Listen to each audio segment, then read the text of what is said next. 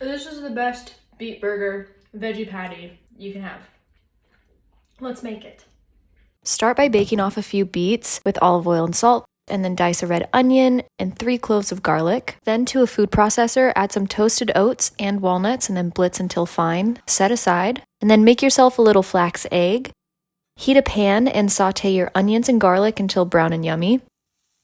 Once your beets finish baking off, add them to a food processor along with your onions and garlic and blitz until fine. Add your beets to the oats and walnuts, and then your flax egg, some nutritional yeast, a balsamic glaze, tamari, a dash of liquid smoke, chopped parsley, chili flakes, garlic powder, and salt and pepper. Make sure you aren't wearing anything white and get your hands in there and make some patties. Then bake these for about 20 minutes, flipping halfway. I love eating these using butter lettuce as a bun, but you can really eat them plain, dressed up, really whatever suits you. They're absolutely delicious.